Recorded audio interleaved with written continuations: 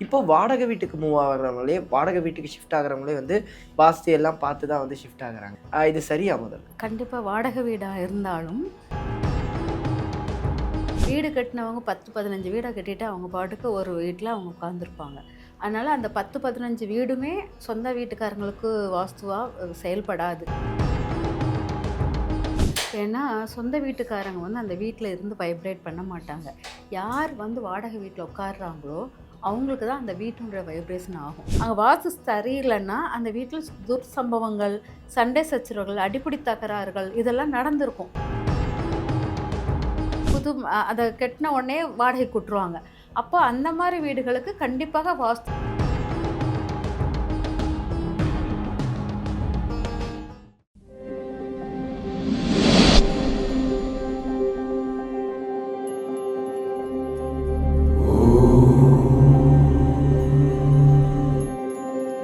வணக்கம். நீங்க பார்த்துட்டு இருக்கிறது டேக் ஒன் பக்தி. இன்னைக்கு என் கூட இருக்கிற கெஸ்ட் யாரு அப்படின்னு பார்த்தீங்கன்னா, நாடி ஜோதிடர் ஜெயந்தி ரவி அவங்க தான் இருக்காங்க.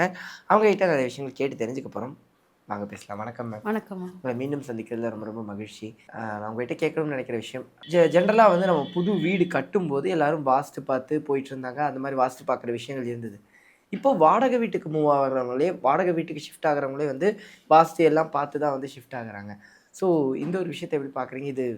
இது சரியா முதல்ல? கண்டிப்பா வாடகை வீடா இருந்தாலும், அந்த இடத்துல நம்ம வாஸ்து பார்க்க தான் செய்யணும். ஏன்னா, சொந்த வீட்டுக்காரங்க வந்து அந்த வீட்ல இருந்து வைப்ரேட் பண்ண மாட்டாங்க. யார் வந்து வாடகை வீட்ல உட்கார்றாங்களோ, அவங்களுக்கு தான் அந்த வீட்டினுடைய வைப்ரேஷன் ஆகும். ம். வீடு கட்டினவங்க 10, 15 வீட கட்டிட்டு அவங்க பாட்டுக்கு ஒரு வீட்ல அவங்க உட்காந்துருப்பாங்க. அதனால அந்த 10, 15 வீடுமே சொந்த வீட்டுக்காரங்களுக்கு வாஸ்துவா செயல்படாது. யார் அந்த வீட்டை ஆள்கிறார்களோ, அந்த வீட்டுக்குள் உரியவர்கள் யார் ஆளுகிறார்களோ, அவங்களுக்கு தான் அந்த வீட்டினுடைய வாஸ்து செயல்படும். ம். அப்பங்கும்போது வாடகை வீட்டுக்கு வர்றவங்க, அந்த வீட்டுக்குள்ள நுழையும்போதே கரெக்டான வாஸ்துபடி இருந்தா தான், அங்க வந்து வாடகை வீட்டுக்கு வரவங்களுக்கு சுபமான விஷயங்கள் நடக்கும். ம். அதனால தான் நம்ம அந்த காலத்துலேருந்து நம்ம என்ன செய்வோம்னா, வீடு வாடகைக்கு பார்க்கும்போதே, இதுக்கு முன்னால இருந்தவங்க யாரு? எத்தன வருஷம் இருந்தாங்க? ம். ஏதாச்சும் சுப நிகழ்ச்சிகள் அங்க நடந்ததா? வேற ஏதாச்சும் அசம்பாவிதம் நடந்ததாங்கிறத விசாரிச்சுட்டு தான் அந்த வீட்டுக்குள்ளே போவாங்க. ஆமா. உடனே டக்குன்னு 1 மாசத்துலயோ வீடு குடி புகுந்து 1 வருஷத்துக்குள்ளேயோ மாத்துனாங்கன்னா, அப்ப அவங்க கேட்பாங்க, "எதுக்கு திடீர்னு 1 வருஷம் கூட அங்க தங்கலையே?" ஏன் கேட்பாங்க. ஒண்ணு வீடு கட்டிட்டு போனாங்கன்னா, அது நல்ல சகுனமாக இருக்கும். அந்த வீடு நல்லா வைப்ரேஷன் குடுக்குதுன்னு அர்த்தம். ம். இதே இது வந்து சில பேர் கல்யாணம் முடிச்சு குடுத்துட்டு, அப்புறமா அவங்களுக்கு இவ்வளோ பெரிய வீடு வேண்டான்னு சொல்லிட்டு தனியா ஒரு அந்த மாரி நம்ம அதோடைய ஹிஸ்டரிய வந்து எப்பவுமே நம்ம அது தெரிஞ்சுக்கிட்டு போறது, வாடகை வீட்டுக்காரங்களுக்கு ரொம்ப நல்லது. அதனால நம்ம வாடகை வீட்டுக்கு போம்போது, எப்பவுமே பழைய நபர்கள் யார் இருந்தாங்க? அந்த வைப்ரேஷன் நம்மளுக்கு தாக்குமா? அவங்க வந்து ரொம்ப சண்டை போட்டாங்களா? அந்த வீட்டுக்குள்ள இருந்துகிட்டு சண்டை சச்சரவுகள் அதிகமா இருந்ததா? அவங்க எப்படி வெளியேறுனாங்க? எதுக்காக வெளியேறுனாங்க?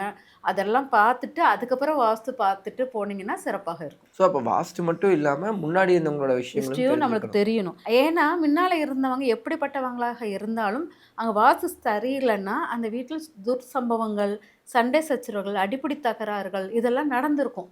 அப்ப அத வச்சே நம்ம வந்து இது பண்ணிக்கலாம். இல்லாட்டா புதுசா நம்ம வந்து புதுசா வீடு கட்டி, அத கட்டின உடனே வாடகைக்கு விட்டுருவாங்க. அப்போ அந்த மாரி வீடுகளுக்கு கண்டிப்பாக வாஸ்து ரொம்ப முக்கியம். நம்ம வாடகை வீட்டுக்கு போம்போது, அது வாஸ்து பார்த்துட்டு தான் போணும்.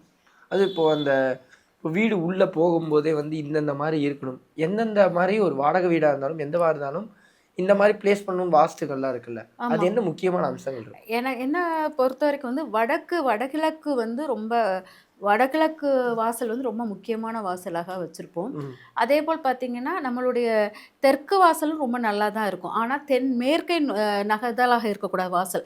தெற்கு, தென்கிழக்கு அந்த மாரி இருக்கிறவங்க வந்து மிலிட்ரி கொஞ்சம் அ போல்டா, ஸ்ட்ராங்கான நபர்களுக்கு அது சூட்டபிளாக இருக்கும். அதனால நம்மளுடைய நிலைவாசல் வந்து எந்த திசையை நோக்கி இருக்குது அப்படிங்கிறத நம்ம முதல்ல பார்த்துக்கணும். வடக்க நோக்கி இருக்கிறது ரொம்ப சிறப்பாக இருக்கு. எல்லார்ட்டயும் மிங்கிள் ஆகி பேசக்கூடியவர்களாக இருப்பாங்க. சில பேர் வந்து இந்த கிழக்க நோக்கி எடுக்கிறவங்க வந்து என்னன்னா, டாமினேட்டிங் குணம் அதிகமாக இருக்கும். அவங்க வந்து நான் தான் கெத்து, என்னுடையது. அப்போ ஒரு அடிமை வேலை பார்க்குறவங்க, கொஞ்சம் எல்லாருக்கும் அடிபணிஞ்சு போறவங்களுக்கு இந்த கிழக்கே நோக்கி உள்ள வாசல் வந்து ஒத்து வராது. ஏன்னா, அவங்களுக்கு எல்லார்ட்டயும் பணிஞ்சு அன்பா இருக்கிறவங்களால அந்த அதிகாரத்தன்மைக்குள் நுழைய முடியாது. யாருக்காச்சும் இந்த சூரியன் நீச்சம் அந்த மாரி தன்னை வந்து ரொம்ப சாஃப்டான நேச்சுரல் நே குணம் உடையவங்க வந்து அவங்களுக்கு வந்து அந்த கிழக்கு நோக்கிய வாசல் வந்து அவ்வளவு ஆப்டா வராது. அதே சமயம் வந்து மேற்கே நோக்கிய வாசல் வந்து யார் அதிகமான வேலைப்பளுகள் அதிகமா பண்றாங்க, ரொம்ப ஹார்ட் ஒர்க் பண்றவங்க, அவங்களுக்கெல்லாம் மேற்கே நோக்கிய வாசல் நல்லா இருக்கும்.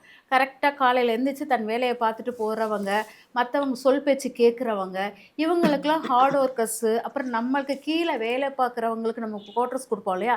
அவங்களுக்கெல்லாம் மேற்கே நோக்கிய வாசல் குடுத்தீங்கன்னா, உங்க பேச்ச அவங்க கேட்பாங்க. கேட்கிற மாரி அவங்க காலைல எந்திரிச்சோனே மேற்கு திசைய பார்த்து இது வந்து நம்மளுக்கு நல்லா புரிஞ்சுக்கலாம். அ ஒரு கிராமமா எடுக்கும்போது, ஒரு கிராமம் எடுக்கும்போது, அந்த கிராமத்தில நம்மளுடைய விவசாய மக்கள் அவங்கலாம் கீழ் வேல பார்க்குறவங்க. அவங்களுக்கெல்லாம் நம்மளுக்கு வந்து பார்த்தீங்கன்னா, பள்ளம் மாரி இருக்கிற இடத்துல, நீர்நிலைகள் தேங்கிய இடத்துல வந்து பக்கத்தில தான் அவங்களுடைய வீடுகள் இருக்கும். ம். அவங்க வந்து எந்திரிச்ச உடனே வேலைக்கு போகணும்னா, அவங்க வந்து எந்திரிச்சு மேற்கே நோக்கிய பயணமாக இருக்கும். எந்திரிச்ச உடனே மேற்க நோக்கி பயணமாக தான் இருக்கும். யார் அதிகார இதில உள்ளவங்க வந்து கண்டிப்பாக சூரியனை நோக்கிய பயணமாக இருக்கிற மாரி இருக்கும். சூரியன் நோக்கிய பயணம் யாரெல்லாம்னா, நல்ல உயர் இதில உள்ளவங்க, உயர் இனத்தவர்கள்ன்றாங்க இல்லையா? அவங்கலாம் சூரியனை நோக்கிய பயணமாக எடுத்துக்குவாங்க. அதேபோல் வியாபார மக்கள் வந்து வடக்கு நோக்கிய பயணமாக எடுத்துக்குவாங்க. ம். காவல்காரர்கள் அந்த ஒரு போல்டா ஸ்ட்ராங்கா இருப்பாங்க இல்லையா? பஞ்சாயத்து தலைவர்கள், அந்த பஞ்சாயத்து பண்ணக்கூடியவங்க, இவங்கலாம் தெற்கை நோக்கி இருக்கிற மாரி இருப்பாங்க. இந்த மாரி அந்த காலத்தில கிராம அமைப்புகளுடைய இதுவுமே இத வைத்து தான் நமக்கு அமைக்கப்பட்டுருது. ஒவ்வொருத்தருக்கும் இந்த திசையை நோக்கி பயணிக்கணும் அப்படிங்கிற மாரி. அப்பங்கும்போது நம்ம வாசல பார்க்கும்போது நம்ம செய்யும் தொழிலுக்கும் அதுக்கும் ரொம்ப லிங்க் ஆகும். புரியுது மேம். ஆனா, இந்தந்த விஷயம் ஒரு வீட்டுக்கு போகும்போது இருக்கவே கூடாதுன்னு இருக்கும்ல. அது என்னங்களா இருக்கும்? முதல்ல போனோனே வடகிழக்கு திசையில வந்து கனமான ஒரு தூண் அந்த மாதிரிலாம் இருக்கக்கூடாது. வடகிழக்கு மூலையில தூணோ, மரங்களோ இருந்தால் அந்த வீட்டு வாசல் அங்க போக்கூடாது. ஓகே. ஆக ஒரு கதவ தொறந்த உடனே கதவுலேருந்து வெளியில பார்க்கும்போது, ஒரு மரம் உங்க நிலவாசல்லேருந்து வெளிய பார்க்கும்போது, ஒரு தூண் தெரிஞ்சாலோ, ஒரு மரம் தெரிஞ்சாலோ, அந்த வீட்லயும் நம்ம அந்த வீட்லயும் போகக்கூடாது அப்படின்னு முக்கியமானது. ஓகே. அதுக்கப்புறம் பார்த்தீங்கன்னா, ஆப்போசிட்ல வந்து டிரான்ஸ்ஃபார்மர் கதவ தொறந்தோனே டிரான்ஸ்ஃபார்மர், குப்பை தொட்டிங்க இந்த ம். மாரிலாம் இருந்துச்சுனாலும், அது ராகுவுடைய அம்சம், செவ்வாயுடைய அம்சமாக இருக்கும். இதெல்லாம் இருந்தாலும் நம்மளுக்கு நெகட்டிவாக இருக்கும். ஓகே. அதனால ஒருத்தர் கதவ தொறக்கும்போது, நம்ம அந்த மாரி இதெல்லாம் பார்க்கக்கூடாது. நம்ம நிலைவாசல தொறந்து காலையில முகத்துல முழிக்கிறது, ஒரு தூண்லயோ, இல்லாட்டா பெரிய மரம் நின்னு அந்த மரம் வந்து அந்த கதவ அப்படியே தடுக்கிற மாரி நிக்கும். அதெல்லாம் நம்மளுக்கு ரொம்ப நெகட்டிவா குடுக்கிறதா இருக்கும் அப்படிங்கிறது இருக்கு.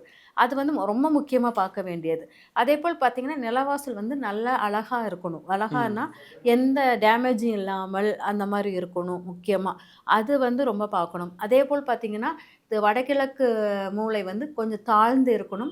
தென்மேற்கு மூலை வந்து கொஞ்சம் உயரமாக ஓகே. இருக்கணும் அப்படின்னு எடுத்துக்கணும். இந்த மாரி நம்ம பார்த்துட்டு வந்தோம்னா, உங்களுக்கு அது வித்தியாசம் தெரியும். ரொம்ப நன்றி மேம். அதாவது பல சந்தேகங்களுக்கும் எங்களுக்கு ஒரு தெளிவான விளக்கம் குடுத்தீங்க. ரொம்ப நன்றி மேம். நன்றிம்மா.